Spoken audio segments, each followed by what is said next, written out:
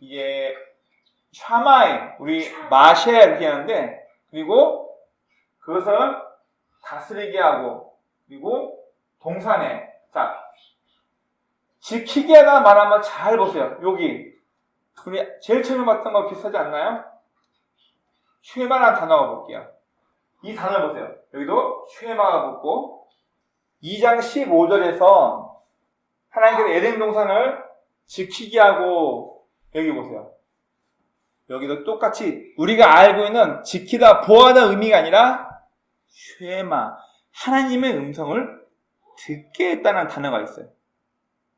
그러면 내가 사람이니까, 내가 모든 생명의 만물의 근원으로 내가 만들어졌으니까 내가 내 마음으로 다스리고 통치할까, 이걸 말하는 게 아니라 그것을 경작하고 보호하고 어떤 의미냐고요? 지키겠다는 말은 하나님의 음성을 듣고 해라는 얘기예요. 그럼 우리 인간이 내 생각대로, 내 계획대로, 내 방법대로 했다는 얘기예요? 하나님의 방법대로 했다는 거예요. 성경 원어로 보면 철저하게 하나님의 음성을 듣고 하나님의 방법대로 에덴 동산을 아담이 관리했다고 성경은 나와 있습니다.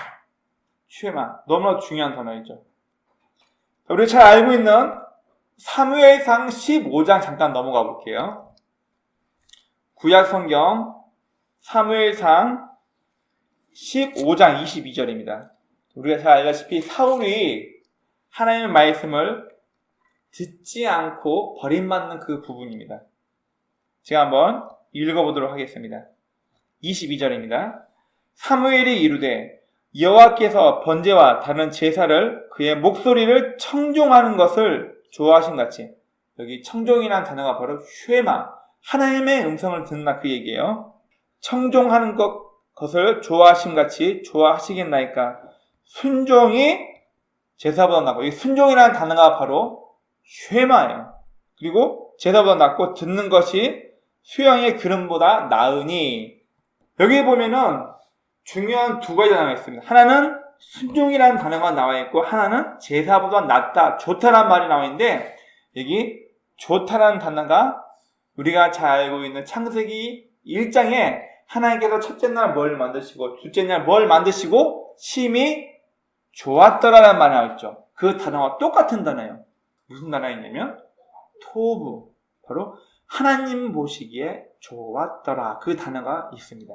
자, 그러면 순종, 쉐마는 누구에게 돼요? 바로 우리 인간들이 하나님의 말씀을 듣고 그 말씀에 순종해야 돼요. 그래서 이 쉐마라는 단어, 순종이라는 말은 우리 인간의 것이고, 반면 보기 좋았다, 만족한다, 마음에 든다, 이 단어는 누구에게 쓰는 단어예요? 바로 하나님에게 쓰는 단어예요. 자, 그런데 이 단어가 언제 처음으로 뒤바뀌어서 오해하게 되냐면, 언제 이걸 잘못 사용되면서 타락하게 되냐면, 인류 최초의 타락인 에덴 동산에서 이 단어가 뒤바뀝니다. 다시 창세기 2장 17절 한번 가볼게요. 하나님께서 에덴의 동산 중앙에 선악을 알게 하는 나무의 실과를 두고, 아담아, 너 이거 먹으면 안 된다? 먹으면 죽는다 얘기했어요. 근데 우리나라 해석이 안 돼서 원어에 없는 단어를 집어넣은 게 있어요. 여기 보면 선악을 알게 하다는 나무 있죠? 여기 동사로 알게 하다는 동사 자체가 없어요. 그냥 선과 악이라는 단어만 나와 있어요. 즉 선악의 과일이라고 나왔지 선악을 알게 하는 과일이라고 나온 적이 없습니다. 이걸 아담과 하와가 뱀의 유혹 때문에 먹고 난 이후 타락하게 됩니다. 이제 쉐마와 토부가 바뀌어버려요.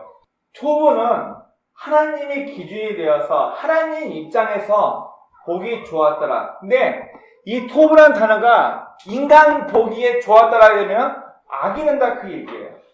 나는 얘 빼가서라도 내가 부유하면 돼. 나는 얘 거 훔쳐서라도 내가 가지고 있으면 내가 만족해.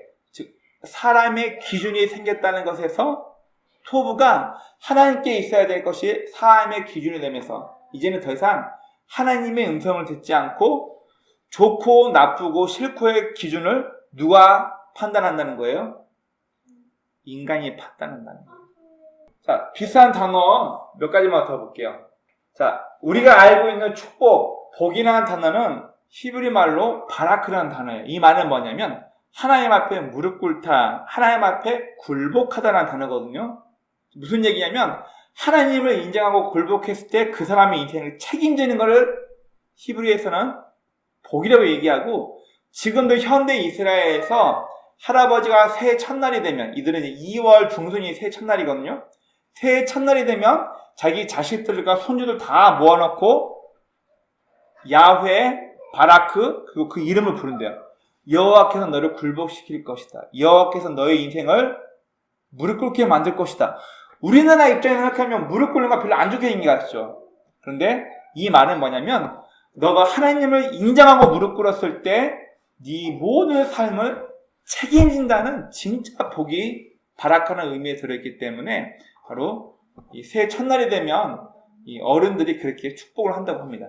그런데요, 이 바라크는 하나님께서 인간에게 쓰는 단어거든요. 자, 이게 한번 볼게요. 야곱이 그 형 에서를 만나기 전에 야복강이라고 그러죠. 원래 야복강이 아니고 비가 올 때만 강이 되고 비가 오지 않는 건기에는 마른 땅이 되는 계절천 혹은 간헐천을 얘기합니다. 물이 하나도 없어요. 지금 가면요. 자, 야복 와디라고 부릅니다. 여기서 천사의 허리를 붙잡고 씨름했다는 단어가 나와 있죠. 씨름이라는 단어도 우리나라 식대로 갖다 붙인 게 없습니다. 야곱이 천사가 가려고 하니까 천사를 못 가게 하면서 나를 축복해달라고 얘기를 하죠. 원어 성경에 보면 뭐라 나오는지 아세요? 야곱이요, 천사, 하나님을 대표하는 천사에게 뭘 요구하냐면 너 나에게 무릎 꿇어라.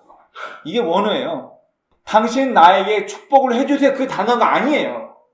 나 지금 내 형 만나러 가는데 무섭다. 그러면서 천사와 붙들고 씨름하면서 뭐라 하냐면 나에게 굴복해달라. 내 뜻대로 되게 해달라. 내 욕심대로 내 계획대로 되기를 원하니까 천사에게 바라크라는 단어를 써요. 너 나한테 굴복해달라고. 하나님 나한테 굴복해주세요. 하나님 내 뜻대로 해주세요. 그럼 똑같은 단어인데 하나님께서 인간을 향하여 인간이 하나님 앞에 굴복했을 때는 그게 선이 됩니다. 그런데 인간이 하나님 앞에 내 뜻대로 해주세요. 내 욕심대로 내 계획대로 이거 해주세요 라고 말할 때는 그건 악이 되어버립니다. 그럼 나중에 하나님께서 야곱을 너 하나님을 이긴 자니까 이스라엘이라고 이름을 바꾼 다음에 야곱의 일생이 어떻게 되냐고요. 좋은 일 하나 안 생깁니다. 딸 강간당하죠. 아들 요셉 잊어버리죠. 계속 그런 일만 반복돼요.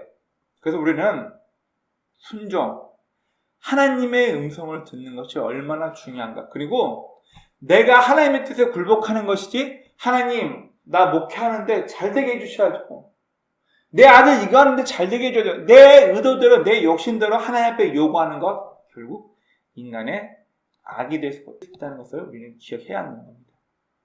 부모에게 아이가 생기면요, 부모는 모든 준비를 다 합니다. 술 마시고 담배 피는 사람도 아이가 태어날 걸 위해서 다 포기하고요. 또 아이가 태어났을 때 신을 수 있는 신발부터 옷까지, 아이가 잠자는 방부터 침대 모든 조건을 다 만듭니다. 왜 그러냐면 아이가 부모에게 태어나서 왔을 때 쾌적한 환경에서 자랄 수 있도록 부모는 모든 것을 다 준비합니다. 하지만 어린 아이는요, 부모를 통해서 무엇이 위험한지, 무엇이 나쁜 것인지를 배우면서 자라야 합니다. 이 세상에 부모가 자식이 사랑스럽다고 해서 자식이 필요한 대로, 자식이 요구한 대로 다 주는 부모는 단 한 명도 없을 거예요. 하진이는 칼과 가위를 다룰 줄 알기 때문에 엄마 아빠가 허락하고 조심히 쓰라고 줍니다. 근데 하연이 어렸을 때 함부로 칼 주나요?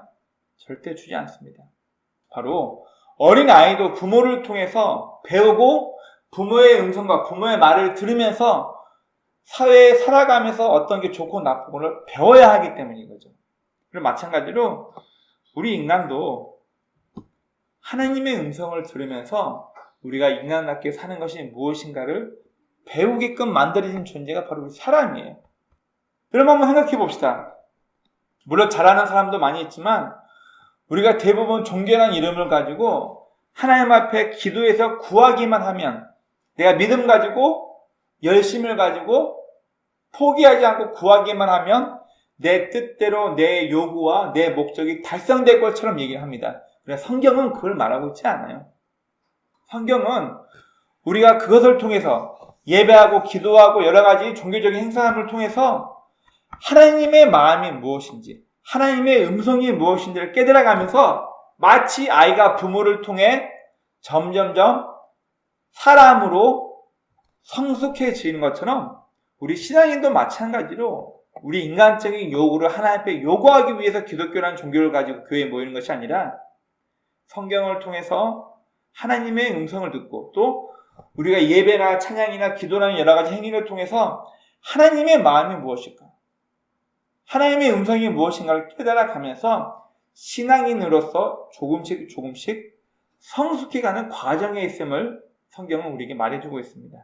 오늘 우리가 읽었던 이 성경 본문은 분명히 우리에게 말하고 있습니다. 무엇을 말하냐면 우리 인간을 창조하신 목적은 너 예배드려, 너 나를 위해서 노래해, 나를 찬양해야 돼, 너 나에게 헌금 많이 받다 바쳐, 이 목적으로 우리를 만든 것이 아니라고 얘기하고 있습니다. 그게 다 부수적인 그 다음 문제겠죠. 성경에서 하나님께서 우리를 만드시는 가장 큰 목적은 우리가 하나님의 음성을 듣고 하나님의 말씀을 이해하고 이 땅을 경영하고 다스리며 하나님 방법대로 살아갈 수 있는 존재가 바로 우리 인간을 만드신 하나님의 창조 목적이라고 성경은 분명히 말하고 있습니다. 우리 한번 생각해 봅시다. 교회에서는 성경 말씀대로 거룩하게, 누구 말을 빌리자면 굉장히 나이스하게 교인인 것처럼, 목사인 것처럼, 그러나 교회 밖에서 일할 때, 교회 밖에서 내 가정생활할 때는 하나님 안 믿는 사람처럼 살고 있다면 우리의 삶은 하나님의 의도와 다르게 살고 있다는 것을 얘기하죠. 그래서 우리는 교회에서뿐만 아니라 우리의 가정이나 우리의 일터나 교회 바깥에서도 마찬가지로 우리의 모든 삶의 태도나 우리의 모든 습관이 하나님의 음성을 듣는 자, 천국이라는 말 자체가 하나님의 통치, 하나님의 방법대로 사는 사람을 천국을 소유하고 있다고 말하는 것처럼 우리는 먼 옛날 하나님께서 인간을 만드셨을 때 하나님의 가족으로 하나님의 반려적인 존재로 인간을 만드셨을 때는 내 욕심대로 어린아이를 떼듯이 이거 주세요 저거 주세요 내 마음대로 이걸 해결해 주세요 이걸 들어주기 위해서 인간의 영적인 복지를 해결하기 위해서 하나님이 있는 것이 아니라 우리 인간들이 우리 사람이 하나님의 방법대로 하나님의 말씀대로 이 땅에 살기 위해서 만들어진 존재라는 것을 우리는 분명 기억해야 할 것입니다. 지금은 코로나 시국으로 인해서 많은 교회가 예배를 제대로 드리지 못하고 비대면으로 다 영상이나 음성으로 이렇게 예배를 드리고 있습니다. 우리가 다 같이 교회에 모여서 예배 드리지 못한다고 해서 우리 신앙이 타락한 건 아닙니다. 수요예배, 금요예배, 새벽예배 맨날 나왔었는데 코로나 때문에 정부가 이렇고 저렇고 해서 우리가 예배를 못 드리네? 그거 못한다고 해서 우리가 타락하는 것이 아닙니다. 예배는 우리가 성경 말씀을 통해서 하나님의 어떤 문제를 기억하고 하나님을 높이고 또 말씀을 통하여서 다시 한번 우리가 하나님의 백성으로서 어떻게 살아가야 할지 고민하고 결단하는 것을 예배는 우리 기독교인에게 너무나 중요한 것이죠. 이것보다 더 중요한 건 예배는 우리의 만족이 아니라 주님 말씀대로 삶을 살아가는 것, 이것보다 중요한 것이 없다는 것을 깨닫는 것. 우리는 일평생 예배를 드리면서 내가 하나님의 음성대로 살고 있나, 하나님의 방법대로 살고 있나, 우리는 이것에 관심을 갖고 중요하게 생각해야 할 것이 우리 기독교인은 하나님의 음성을 듣고 사는 사람이라는 것을 일평생 우리는 간직해야 할 것입니다. 아멘. 우리 같이 오늘 말씀을 기억하면서 함께 기도하시겠습니다.